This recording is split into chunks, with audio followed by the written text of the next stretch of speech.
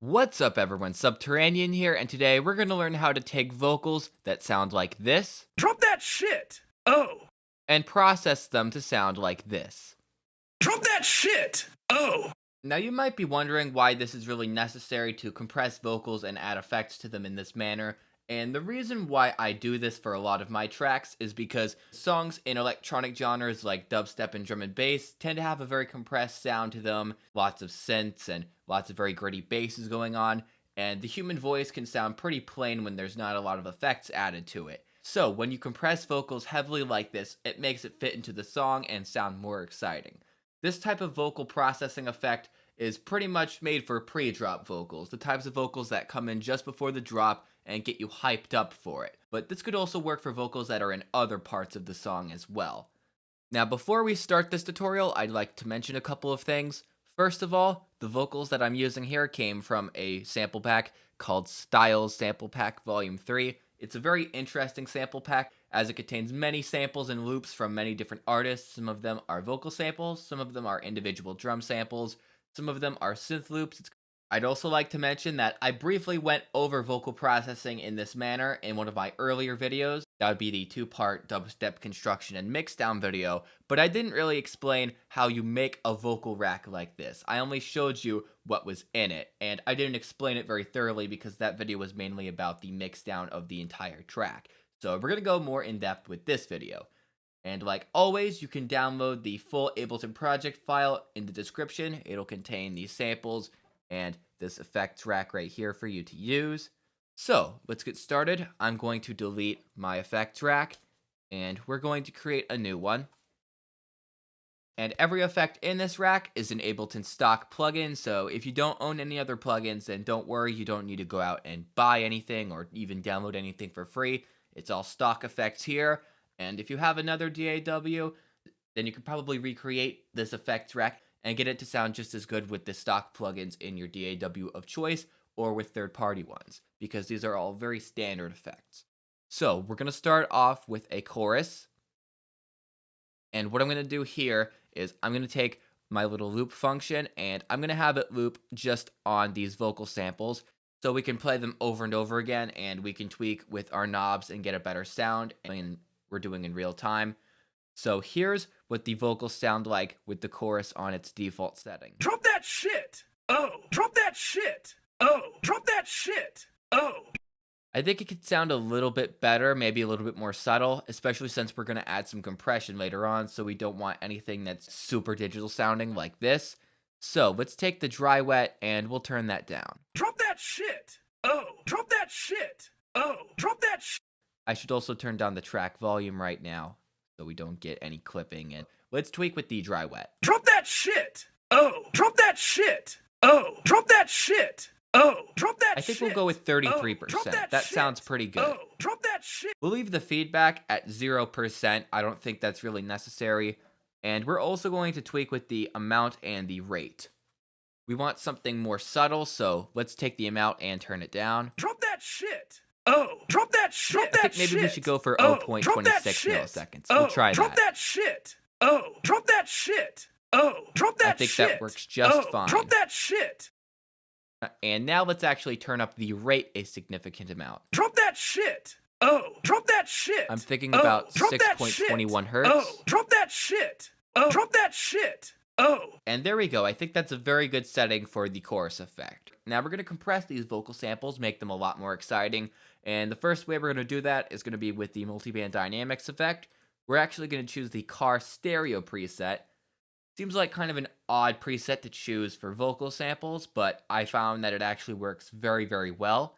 And this is the sound that we have right now. Drop that shit! Oh! Drop that shit! And you could just hear a big difference right off the bat. That car stereo preset just excites the vocals a lot. This is what they sound like with it off. Drop that shit! Oh! Drop that shit! And then once we turn it on, oh! Drop that shit! Oh! Drop that shit! You could just hear that fitting into a dubstep track or any other heavy bass electronic genre really well.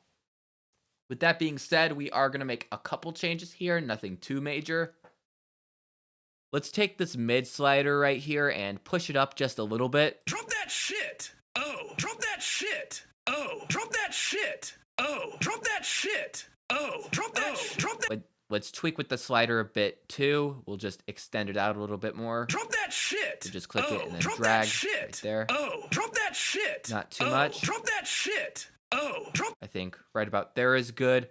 Not a huge difference, but I think the mids were a little bit lacking before then, so I did that and I think it sounds a bit better.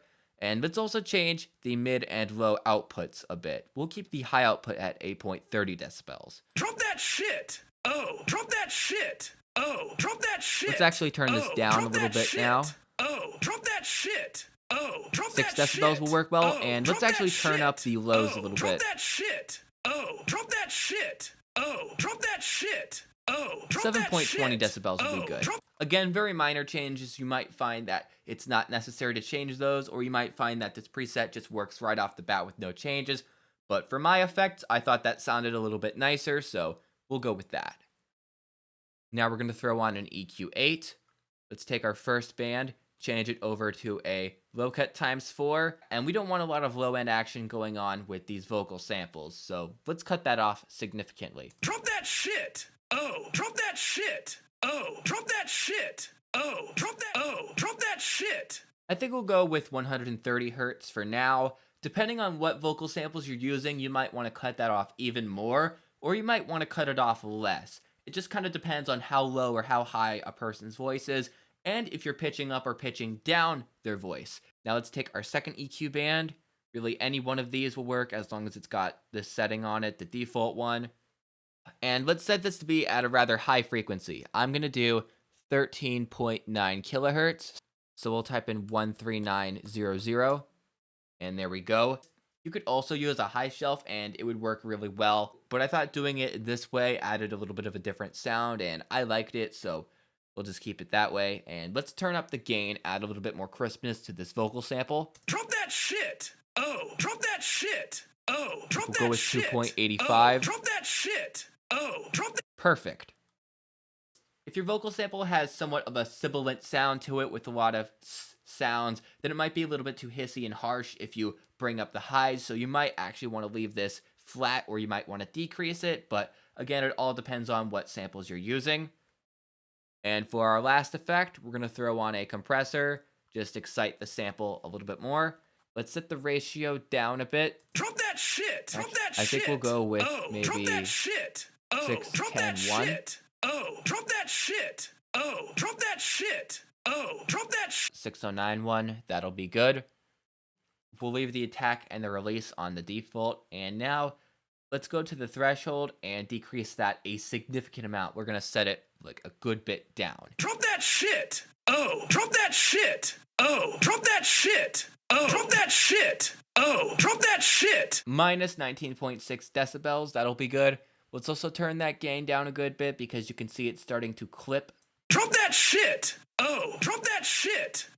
Drop that shit. Drop that shit. We'll do Drop that shit. 6.94. Drop that shit.